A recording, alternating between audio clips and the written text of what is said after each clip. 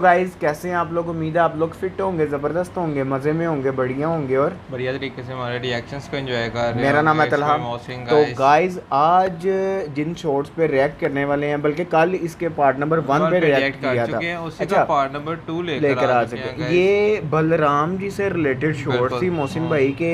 बलराम जी का समर्थ हमें देखने को मिला पार्ट नंबर 1 में, क्योंकि ये जब हमें इंस्टाग्राम पे रील्स आती हैं, शॉर्ट्स शेयर करते हैं हमारे व्यूवर्स हमारे साथ, तो तब हमने देखी नहीं होती, हमें पता नहीं होता किसके साथ किससे रिलेटेड ये शॉर्ट्स हैं।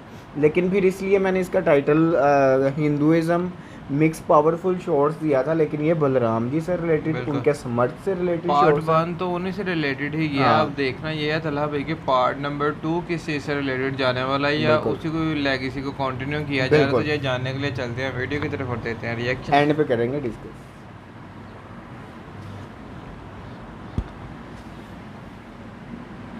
आपके जैसा बनना चाहता हूँ, मुझे इसके लिए क्या करना चाहिए? भगवान का आश्रय और नाम जप करो। राधा राधा राधा। क्या जपोगे? राधा वल्लभ श्रीवन। ये तो तुम और बढ़िया बात बताए। राधा वल्लभ श्रीवन। हमारे जैसा मतलब बाबा जी बनना चाहते हो? कि दुल्हन नहीं मिलेगी? बताओ, बढ़िया दुल्हन के साथ कार में घूमना अच्छा कि बाबा जी बोलकर बसम रमा के बैठना अच्छा? क्या अच्छा रहेगा? पहले उधर मत देखो, हमारे उत्तर दो प्रश्न का। किस लिए बाबा जी बनना चाहते हो? इसलिए क्योंकि मैं राधा वल्लभ श्रीवन जपता हूँ। हाँ, और इसका फल क्या चाहते हो? अच्छा। अच्छा में क्या तुम्हें अच्छा मिल जाए तो तुम अच्छी दुल्हन भी तो होती। बढ़िया दुल्हन मिल गई, गरम गरम रोटी हाथ में पवाएगी, घुमाएगी आपको साथ लेके, तो ये ठीक रहेगा? रहेगा? हाँ, बन गए हमारे।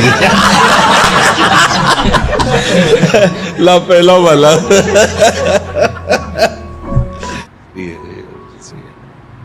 और तुम वहां 2 बजे से खड़े हो जाते हो और तुम्हें नींद नहीं आती? यार तुम तो बहुत बड़ी चीज हो, और हमको बहुत अच्छा लगता है जब आप एक बार फिर बोलो, ये मुंह का हटा के बोलो, ऐसे नहीं जैसे वहां बोलते हो।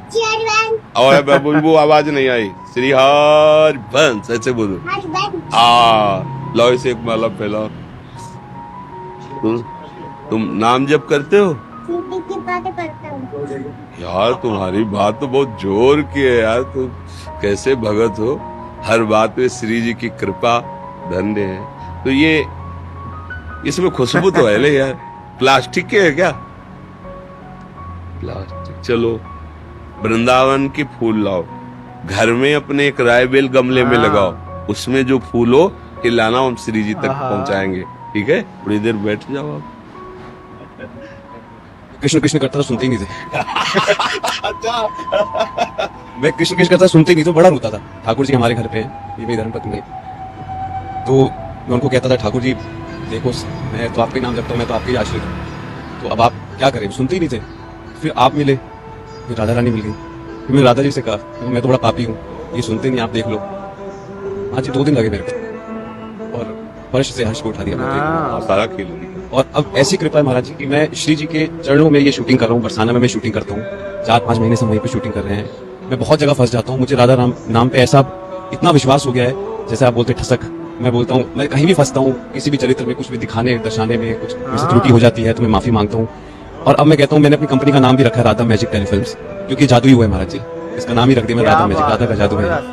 तो मुझे इस बात का बड़ा अभिमान भी हो जाता है महाराज जी के मेरे साथ राधा रानी है। ये रहना चाहिए, ये निंदनीय नहीं है। मैं उनके बल पर ही कहता हूँ कि अब जी सुनिए तो, रेती जी कहाँ जा रही है आप? सुनिए तो। कौन हो तुम? संहारक, नष्ट का चैन, बलराम! क्या क्या तुमने मुझे भयभीत नहीं, अत्यंत क्रोधित किया है बलराम। अब मैं उस कृष्ण पूर्वक मैं तुम्हारे प्राण ले लूंगा। राम जी, हमें अपनी सीमा क्षेत्र में होना चाहिए। नहीं रेती जी, इस दुष्ट ने आप पर बाण चलाने का जघन्य अपराध किया है, इसका मूल्य तो इसे चुकाना ही पड़ेगा।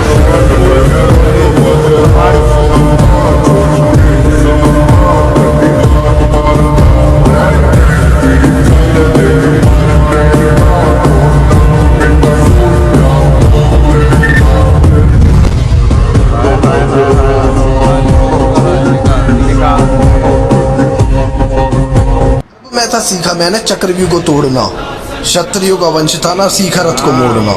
16 वर्ष की आयु में रण में था आया, यूं ही नहीं अभिमन्यु सर्वश्रेष्ठ था कहलाया। 4 मेरे चाचा ताऊ खड़े थे बाहर जो, भेदता चला गया मैं चक्रव्यूह के द्वार को। सहायता न कर पाए मेरे अपने मजबूर थे, नियति कठोर थी जो मेरे पिता मुझसे दूर थे। सारथी मेरे पिता के स्वयं भगवान थे, जानते वो सब जो इस युद्ध के परिणाम थे। समक्ष मेरे खड़े वो 7 महावीर थे, हर तरफ से आते दिख रहे मुझे तीर थे। क्या फर्क पड़ता है वो अधर्मी योद्धा कौन थे, जब चक्रव्यूह के निर्माता स्वयं गुरु द्रोण थे। पीठ क्यों दिखाता मैं, बात स्वाभिमान की थी, रण में कैसे न जाता मैं जब बात पिता के नाम की थी। 13वें दिन का वो युद्ध भी कमाल था, धरती माँ की गोद में लेटा उनका लाल था। 6 बालकों को कंस ने मार दिया, 7वें बालक के रूप में स्वयं बलभद्र बलराम जी पधारे। परंतु भगवान ने विचार किया, बोले बलराम जी ने जन्म ले लिया तो जो काम मुझे करना चाहिए वो बलराम जी कर देंगे, कंस को मार देंगे जन्म लेते ही। भयंकर क्रोधी है,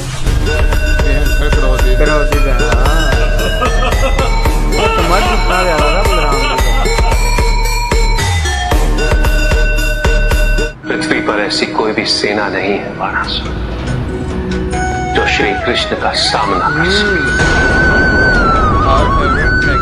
ऐसा कोई भी योद्धा नहीं है संसार जो उनकी इच्छा के विरुद्ध उनके समक्ष या उनके विरुद्ध खड़ा हो सके। भले ही वो योद्धा कितना ही शक्तिशाली क्यों ना, भले ही उसकी सहस्त्र बुझाएं क्यों ना, भले ही उसकी भुजाओं में सहस्त्र हाथियों की शक्ति क्यों ना, किंतु वो तो एक साधारण मनुष्य है। श्री कृष्ण को पूर्ण रूप से केवल वही समझ सकता है बाणासुर, जो उनकी समग्रता को संपूर्ण रूप से समझ सके, क्योंकि श्री कृष्ण तो संपूर्ण है। किंतु संपूर्ण तो आप भी हैं महादेव। इसीलिए श्री कृष्ण और मैं भिन्न नहीं है, अलग नहीं है।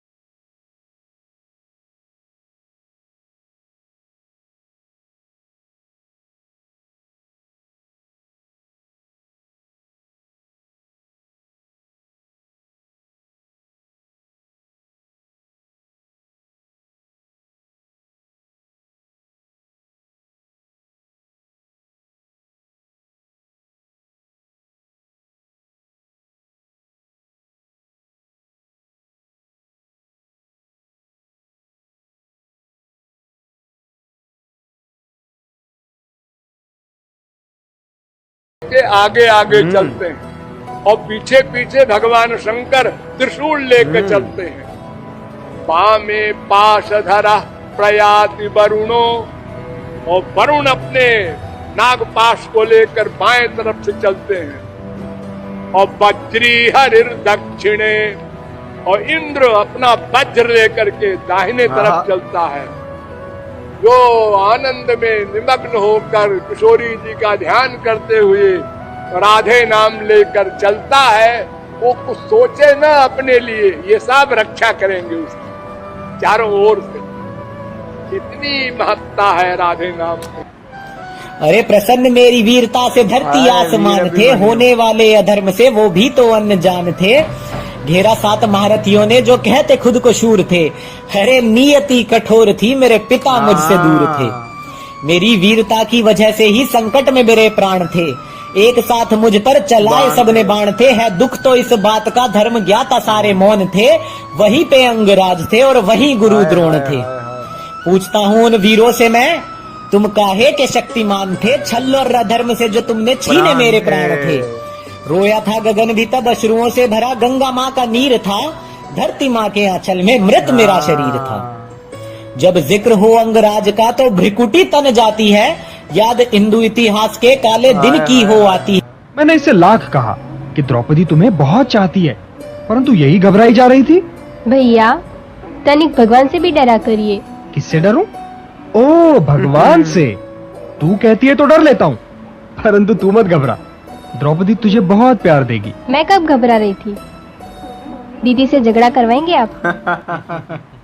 तो गाइस यहाँ खत्म हुए ये शॉर्ट्स, कमाल की शॉर्ट्स हैं। पार्ट नंबर 1 में तो बलराम जी से रिलेटेड बलराम जी के नाम था, और पार्ट नंबर 2 में ये डेडिकेट भाई स्पेशली करना वीर अभिमन्यु के नाम। हाँ, वीर अभिमन्यु का जब भी जिक्र होता है तो वो एक अलग ही समझ लें कि जो अंदर करंट चलता है और वो सारी याद आ जाती है। 2 मोमेंट्स इस शॉर्ट्स में हमें देखने को मिल गए हैं रिगार्डिंग अभिमन्यु के। पहले जो उनके समर्थ का प्रदर्शन हमें देखने को मिला कि आप देखेंगे जब पांडव की सारी सेना दोस्त हो जानी थी भाई, वो जो चक्रव्यूह की रचना थी वैसी थी कि चक्रव्यूह को भेजना कोई जानता ही नहीं था भाई, और अर्जुन वहाँ युद्ध भूमि से अर्जुन जानता था और अर्जुन वहाँ था नहीं।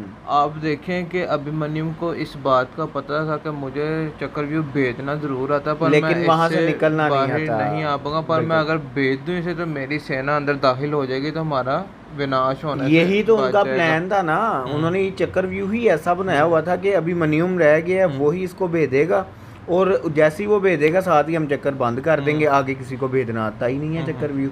तो जैसे ही अभिमन्यु आया उन्होंने चक्रव्यूह बंद किया और अभिमन्यु की उन्होंने वध कर दिया सारे योद्धाओं ने मिलके। साथ योद्धा भी आप कह रहे हैं कि सैनिक या आम व्यक्ति नहीं, साथ योद्धा भाई बड़े बड़े योद्धा, नामवीर योद्धा, गुरु द्रोणाचार्य जिनमें शामिल हैं, उन्होंने सारों ने मिलके अभिमन्यु को शामिल हैं, सारों ने मिलके अभिमन्यु का वध किया। अच्छा, वो पहली शॉट देखी और उस मोमेंट में भी देखें कि उस मोमेंट में भी जो अभिमन्यु ने अपनी शक्ति का प्रदर्शन किया कि वो जाते जाते भी किसी को छोड़ नहीं रहा था। फिर एंड पे किसी ने केले से वार करने से नहीं अभिमन्यु को प्राण जाने, हम सबको मिलकर एक साथ इस पर पहाड़ का एक बच्चे पर इतने ज्यादा बड़ों ने मिलकर वार किए, यही उसका समर्थ था। उसी के साथ जब कृष्णा जी के साथ अभिमन्यु का डेथ सीन रिलेटेड किया गया ना, कि जब वो अभिमन्यु उधर उस पे वार हो रहे थे और इधर कृष्णा जी जो उनका रिएक्शन और जो उनकी हालत थी, दिशा थी, वो दिखाई गई।